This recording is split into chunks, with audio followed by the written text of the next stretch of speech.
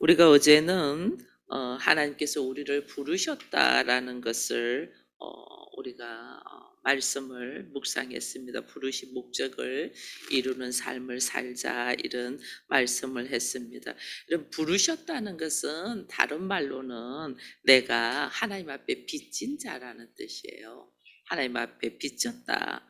왜 내가 어둠과 흑암 속에서 허덕이고 있는 나를 하나님의 빛으로 하나님의 나라로 나를 이끌어내셨잖아요. 그 부르심 은혜가 내가 다른 말로는 내가 하나님 앞에 부르심을 받았다 이 말은 다른 말로 내가 하나님 앞에 빚진 자다 이 뜻이에요. 이 빚졌다는 것은 여러분 우리가 빚을 짓었으니까 어떻게 내 삶 속에서 그 빚진 것을 어떻게 해요? 어떻게 내 것을 다 빚졌으니까 어떻게 내 것을 내어놓는 이런 의무를 가진 자다는 거예요.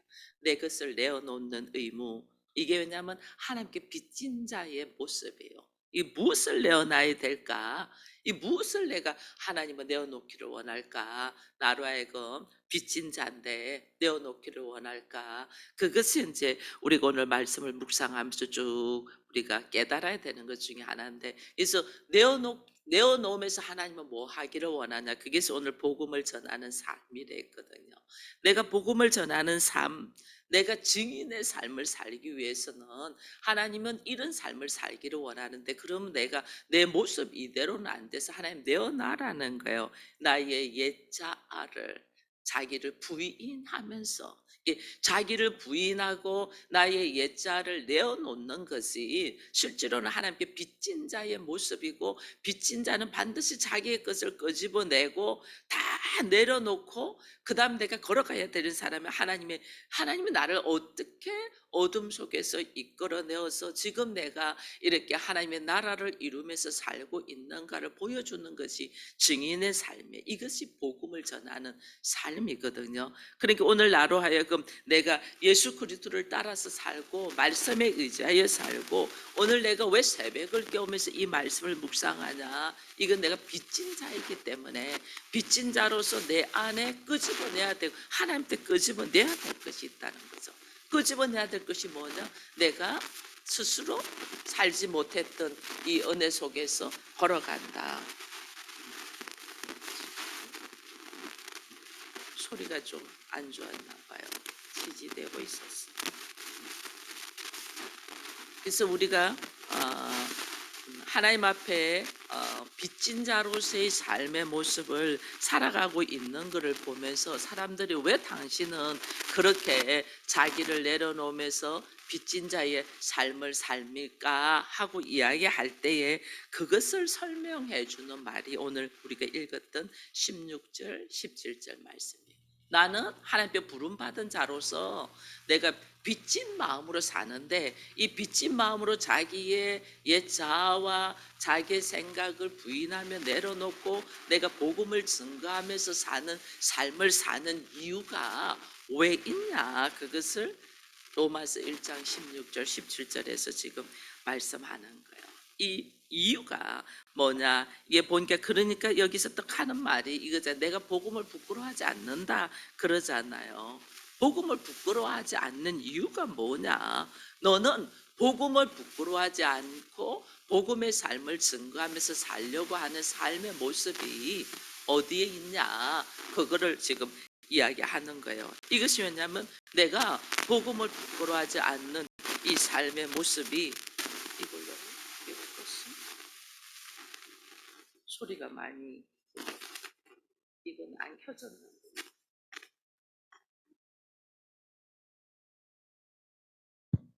됐네. 이거 껐어요? 이제 괜찮아요? 듣기 괜찮아요? 소리가 많이 지직돼서 지금 마이크를 바꿨습니다. 그렇습니다.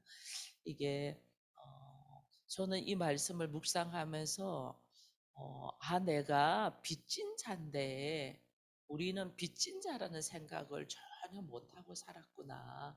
그러니 내가 나를 부인하는 것도, 내가 나의 옛자를 내려놓는 것도 이것이 너무 부담스러웠고 내가 복음을 증거하며 걸어가는 것도 너무 이게 '힘들었구나.'라는 생각을 해요.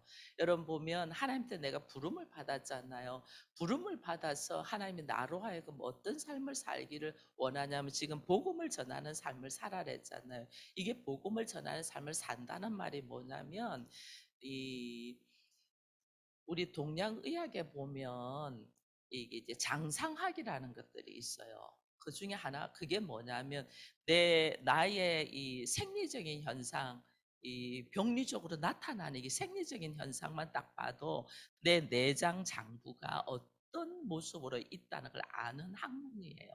그래서 겉으로 보이는 우리들의 모습을 보고 보이지 않는 것들을 볼 수 있다는 거예요. 내 내장 장기는 보이지 않잖아요. 근데 내 얼굴이 누렇게 떴다든지 뭐 변이 이상했다든지 소변이 이상하다든지 내가 어디가 몸이 아프다든지 뭐 눈이 뭐 황달이 있다든지 이렇게 나타나는 보이는 증상을 가지고 보이지 않는 내 장기 기능이 어떤 이상이 있는가를 아는 그것이 동양의학에 있는 것처럼 하나님은 보이는 나를 통하여 이제는 뭐 하냐면 보이지 않는 하나님, 보이는 나의 삶을 통해서 보이지 않는 하나님의 나라를 우리를 통하여 이 증거하게 하는 거예요. 그래서 나의 삶의 작은 모습이 내가 예수 그리스도로 말미암아서 내가 이제 그 구원을 받고 내가 예수 그리스도를 통하여 내가 새 사람이 되었다면 나의 삶의 모습이 다를 거 아니에요. 나의 삶의 모습이 달라지는 것을 보면서 저 사람을 보니까 하나님이 알고 싶어. 저 사람의 삶의 모습을 보니까 하나님의 나라가 무엇인가를 알겠어. 저 사람을 보니까 하나님의 사랑이 뭔가가 내가 알겠. 이것이 보이는 나를 통해서 보이지 않는 하나님, 보이는 나의 삶의 모습을 통해서 보이지 않는 하나님의 나라가 무엇인가를 증거하는 것이 복음을 전하는 삶이고 부름받은 사람의 삶의 모습이에요. 그래서 이거를 내가 나의 사는 모습을 보고 왜 우리로 하여금 당신은 왜 항상 예배 주일날 뭐 놀지 않고 예배 드리고 가고 새벽을 깨우면서 기도를 하고 왜 이렇게 당신은 다른 사람들과 내 하나 먹기도 바쁜데 서로 나누면서 헌금하면서 그렇게 더불어 사냐 이런 이야기를 할 때에 내가 이것이 왜 그런가를 정확하게 모르면 누가 말할 때 "너 왜 그렇게 살아?" 그럴 때 갑자기 내가 이게 의심이 탁 그렇지 내가 왜 이렇게 살지? 인생 한 번 살면 그만인데 왜 이렇게 살지 않고 내 안에 이게 던지는 말 한마디에 내가 어느 날 의심이 들어오고 무너져 버려. 이 안에 내가 분명한 내가 왜 하나님의 나라를 이루며 복음을 증거하며 내가 오늘 왜 이렇게 사냐? 나는 빚진 자야. 무엇에 대한 빚진 자인가를 분명히 아는 것이 이게 지금 16절, 17절에서 이 바울이 지금 나 복음을 내가 이렇게 사는 거 복음 부끄러워하지 않아. 왜냐하면 바울이 원래는 어떤 사람이었냐면 로마 시민권을 가지고 공부도 누구보다 많이 한 사람이고 그리고 이 나라에서 인정하는 것들을 붙들고 오히려 사람들을 잡으러 다니고 치러 다녔던 사람이잖아요. 나는 흠도 없고 점도 없이 나는 깨끗하고 나는 멋진 사람이야. 니네들 잘못된 거 잡아서 감옥에 넣었던 사람이잖아요. 그런 바울이 오히려 그가 어떻게 했냐면 사람들한테 40에 하나 가만 39대의 태형을 맞고 오히려 돌로 맞고 수많은 아픔 속에서 사는 모습을 보면서 너 왜 그래 살아? 너 원래 그렇지 않았잖아. 너 왜 그래 살아? 할 때 바울이 분명하게 말을 하는 거예요. 내가 지금 증거하는 복음은 부끄러워하는 것이 아니야. 부끄러운 것이 아니다. 이게 뭐냐면 나에 대한 올바른 자아에 대한 지식. 내가 누군가에 대한 올바른 지식. 나는 전에는 나는 흠도 없고 점도 없이 나는 깨끗하고 괜찮은 사람인 줄 알았고 율법을 어기는 사람을 잡아다 감옥에 넣었는데 알고 보니 내가 죄인 중에 괴수더라. 이걸 알고 보니 내가 죄인 중에 괴수더라. 모든 사람은 죄인이랬는데 우리는 죄인인 줄 몰랐잖아요. 모르고 오히려 어떻게 했냐면 나는 괜찮은 사람 줄 알았잖아. 근데 오늘 복음을 알고 보니 내가 죄인 중에 괴수더라. 복음이 들어오기 전에는 내가 어둠이었는데도 어둠인 줄 모르고 난 괜찮은 사람인 줄 알아서, 근데 내 안에 한 줄기 빛이 쫙 들어오면서 보니 내가 너무너무 더러운 사람이더라. 여러분, 우리도 이 공중에도 지금 깨끗하게 보입니다. 근데 이 빛이 집중적으로 한 군데를 보이면 그 속에 먼지가 얼마나 많은가를 보게 돼요. 이게 집중적으로 라이트를 딱 비추면 공중에 먼지가, 그거 우리 모르고 지금 다 마시고 있거든요. 우리들의 모습을 봐도 하나님의 빛, 이게 다 거기서 거긴 빛으로 우리가 지금 살고 있잖아요. 근데 예수 그리스도의 빛, 말씀의 빛, 하나님의 빛이 쫙 비치면 내가 얼마나 추악하고 더럽고 이 죄인 중에 괴수인가를 보게 돼. 이 바울이 이걸 본 거예요. 나처럼 이렇게 추악한 자를, 나를 어떻게 건지시고 구원하시고, 특별히 구약 성경, 이스라엘 백성들은 구약 성경에 율법을 가지고 있잖아요. 율법에서 말하는 그가 예수라는 것, 메시아라는 걸 딱 알게 되면서 그 메시아를 통하여 오늘 내가 오늘 이 모습이 된 것을 분명한 자기 자아가 있고, 내가 누구다라는. 여러분 보면요, 유대인들은 율법을 철저히 지키잖아요. 유대인들은 막 율법을 조금이라도 어기면 안 되는 율법을 그게 바리새인, 서기관들, 사두개인, 율법을 철저히 지켜요. 헬라인들은 그러면 뭘 지킬까요? 이들은 지성을 중시해요. 굉장히, 그래서 그들은 이 도서관이 많고 학문을 연구하잖아요, 헬라인들은. 근데 자기들은 그렇게 지키려고 했던 율법과 그들이 그렇게 지식과 지성을 갖추려고 했던 것 자체가 예수더라는 걸 딱 알아요. 우리가 아무리 노력해도 안 되던 거, 우리가 아무리 애써도 안 되는 거, 우리가 그토록 가지려고 했던 율법의 완성과, 그리고 우리가 그토록 알고 있던 지식과 지성의 완전함이 예수 그리스도, 우리의 논리와 어떤 율법을 뛰어넘은 그 자체가 예수 그리스도라는 걸 딱 아는 거예요. 이걸 알면서 바울이 뒤집어진 거죠. 이게 그 중에 하나가 다메섹 도상에서 예수 믿는 사람을 잡으러 가다가 그가 사울아 사울아 넌 왜 나를 핍박하냐 했더니 당신 누구냐고, 내가 언제 당신 핍박한 적 있냐 했더니 내가 바로 예수다는 이야기를 하는 속에서 그 예수는 죽였는데, 그 예수는 자기들이 죽였잖아요. 유대인들이 다 죽였는데 자기 눈앞에 나타나서 너희가 핍박한 예수라는 이 모습을 딱 보는 순간 그들이 그렇게 갈구하고 붙잡고 잡으려고 했던 그 모든 지식과 학문과 사고와 모든 것들을 다 뒤집어 엎어버렸잖아요. 인간이 어떻게 부활을 할 수 있어요? 자기들 분명히 죽였는데. 근데 그 예수가 나타나서 자기에게 이야기를 하고 말을 하고, 그렇게 이게 그동안에 이 바울이 추구하고 가졌던 것들이 송두리째 이것이 뒤집어지는 사건이 일어났잖아요.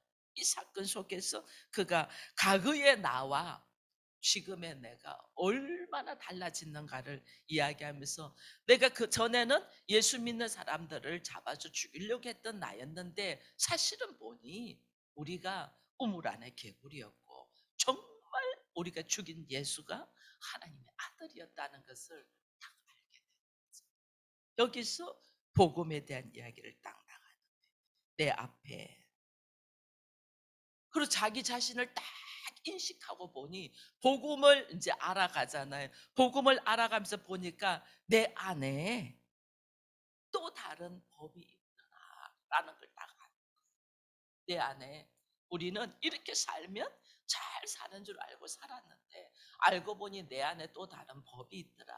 그게 뭐냐면 사망의 법이 우리를 다 붙들고 있다는 걸 알게 됐어요. 모든 인간은 노력하고 수고하고 뭔가를 추구하려고 하지만은 결국은 사망의 법이 죽음이 나를 다 묶고 있더라. 근데 이 죽음에서 건짐받는 거, 이 죽음에서 노임받는 이것이 뭐냐? 방법. 이것은 내가 아무리 노력해도 안 되더라. 나는 묶여 있더라. 그래서 우리가 이 여기서 노임받고 여기서 구원받고 여기서 살아나는 데 있어서는 이거는 전적인 하나님의 섭리더라. 나의 노력이나 나의 수고나 나의 어떤 것으로 되는 게 아니고 전적인 하나님의 은혜더라. 그걸 다 깨달으면서 이것이 이제 이 들어가는 거예요. 17절에 보니까 복음에는 내가 16절에 내가 복음을 부끄러워하지 않는다.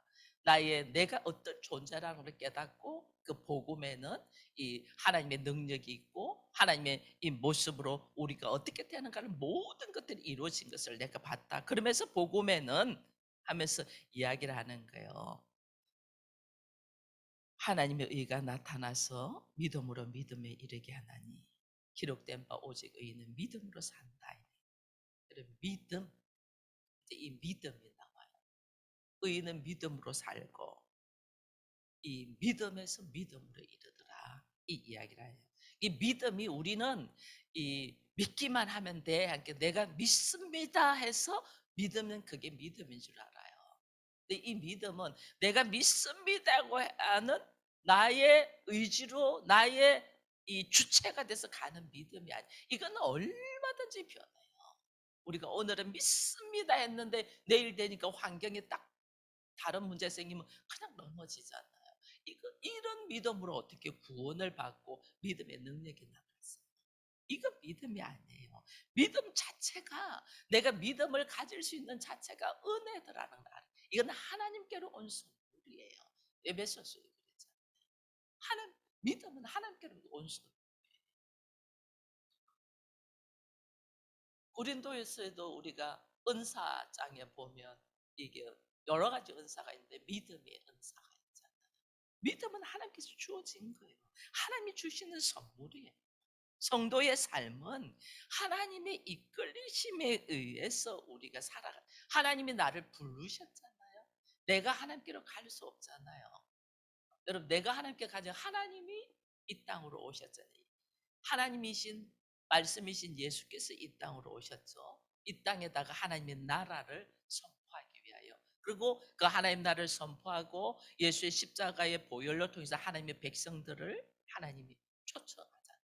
그래서 이게 믿으면 내가 그것이 믿어지는 것이 내가 믿습니다 하고 믿어지는 것이고 아니고 하나님이 나한테 부르심에 하나님께서 주신 선물이더라.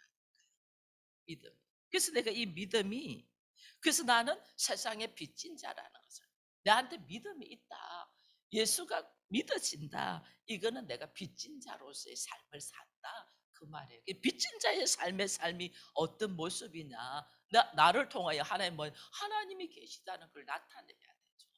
빚진 자. 이걸 나타내려고 보니 내 안에서 수많은 갈등이 이제 나라는 거와 하나님과의 갈등이 이거 어떻게 빚진 자는 어떻게 해요? 하나님 앞에 내려놔야 되잖아요. 하나님한테 뭔가 줘야 되잖아요. 그 뭐죠? 나라는 자아, 옛 자아를 하나님한테 드리는 거죠. 그러니까 하나님은 이걸 내려놓을 수 있도록 내 인생에서 탈탈 털어낸다. 그래 빚진 자지. 갚아야 되지. 그리고 나로 통해서 이 복음의 말씀을 딱 들고 말씀을 통하여 걸어가도록 이것을 성도들이 실천하면서 걸어가는 것이 있어 이야기하는 거. 그래서 복음이 뭐냐? 한 의가 나타나더라 이랬거든요. 한 의. 여러분 우리는 의하면 선하고 착하고 이런 이야기라. 이게 아니고 의는 우리가 이제 아브라함부터 이렇게 올라가면 아브라함을 하나님이 창세기에 한 15장쯤 보면 아브라함은 아브라함은 의롭다라고 인정을 합니다. 이 의롭다고 인정하는 것이 뭐냐면 아브라함이 어떨 때 아니면 아브라함이 그 이삭을 하나님께 바치는 과정이 있잖아요. 번제물로 모리아산에 바치는 과정이 있습니다. 이 바치는 과정이 있는데 참 힘들었지만은 하나님의 말씀이 이삭을 바치라 했은저 그가 이삭을 바치는 과정 속으로 들어갑니다. 근데 정말로 죽이려고 할 때 하나님이 아브라함을 말리시면서 예비된 수양을 주면서 내가 너를 이제야 너를 알겠다 이랬거든요. 이게 뭐냐면 이삭이 누구냐면 실제로 이삭은 나보다 내가 더 아끼는 나야. 그렇잖아요. 우리 한 사람 죽는 거는 하나님 내가 죽는 거는 그냥 내가 감당하겠습니다. 자식이 죽는 거는 감당이 안 되잖아요. 나보다 내가 더 사랑하고 아끼는 게 뭐냐면 자식이죠. 특히 아브라함은 100세에 낳았잖아요. 자기 인생에서 자기 인생의 모든 것이 자식이 이삭이잖아요. 그 이삭 하나를 위하여 뭐 이스마엘도 버리고 다 이렇게 내려놓잖아요. 이 이삭은 나예요. 다른 말로 나. 나보다 나를 더 사랑하는 존재. 아브라함에게 있어서도 우상이죠. 이삭이. 그죠? 그래서 하나님이 이삭을 죽이라. 근데 아브라함 이거 어떻게 해요? 안 해요, 못 해요. 이게 아니잖아요. 과감하게 그가 번제에다가 양으로서 죽이려고 하잖아요. 이게 하나님이 우리에게 빚진 자의 자세예요. 자기의 자아. 나보다 나를 더 귀하게 생각하는 존재. 즉 다른 말로 하면 나의 우상. 이 빚진 자는 이걸 내려놔요. 하나님 앞에 빚진 자는 이거 끄집어내고 그 안에 뭘로 하나님의 나라로 그 안에 말씀으로 채우라고 말이에요. 이게 부름받은 자의 모습이에요. 우리는 예수를 믿으면서 우리는 예수를 교회 나와서 나 병 고치고 교회 나와서 나 잘 되고 교회 나와서 나 출세하고 이렇게 우리가 신앙생활을 하니까 이것이 기복신앙이고 이것이 이단인 거예요. 교회 나왔다. 내가 하나님께 부름받았다. 이 은혜가 뭔가를 깨달아 가는 것이 복음이고 이 복음 안에는 한 의가 나타나는데 이 의가 뭐냐 보니까 나는 도저히 나를 내려놓을 수 없잖아요. 여러분 내가 나를 내려놓을 수 있나요? 못 내려놔요. 그래서 하나님이 복음에는 한 의가 나. 하나님의 열심, 하나님의 일하심. 우리는 빚진 자로서 자기의 자아, 자기의 이게 우상된 나를 내려놔야지 당연한데 이게 안 내려놔죠. 머리로는 아는데 안 내려놔죠. 도저히. 그래서 하나님 나는 도저히 안 됩니다. 어떻게 이게 내려놔집니까 하는데 하나님의 열심, 하나님의 일하심 이게 뭐예요? 하나님의 의. 이게 뭐예요? 하나님 우리가 도저히 나를 못 내려놓으니 하나님이 직접 오셔서 우리를 대신하여 죽어주신 하나님의 일하심. 제가 주일날 당자의 비유에서 아버지가 당자를 그냥 끌어안고 자기가 다 감당했대잖아요. 이게 하나님의 의, 한 의가 나타났어. 그게 구체적으로 우리에게 누구예요? 예수.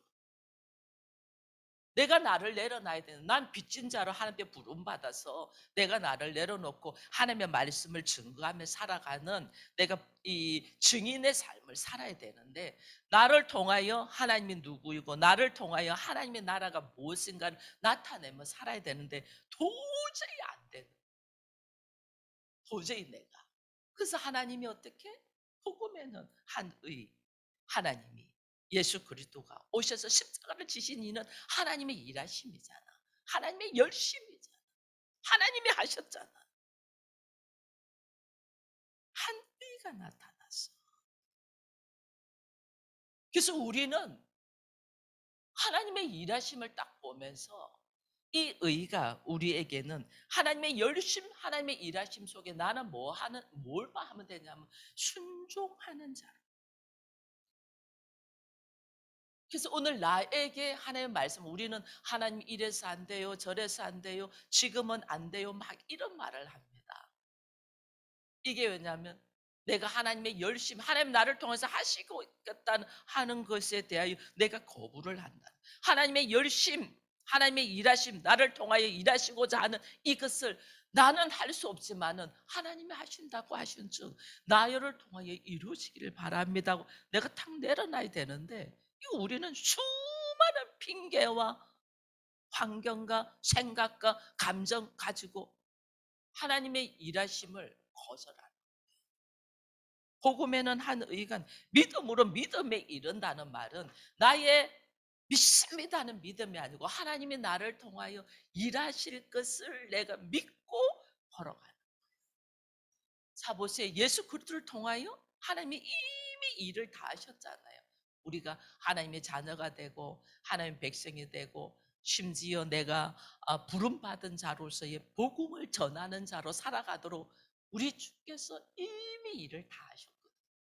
그걸 나는 딱 받아들이고 그걸 받아들이고 그렇습니다. 당신이 이미 이뤄난 거를 제가 그 말씀에 의지하여 그냥 걸어갑니다.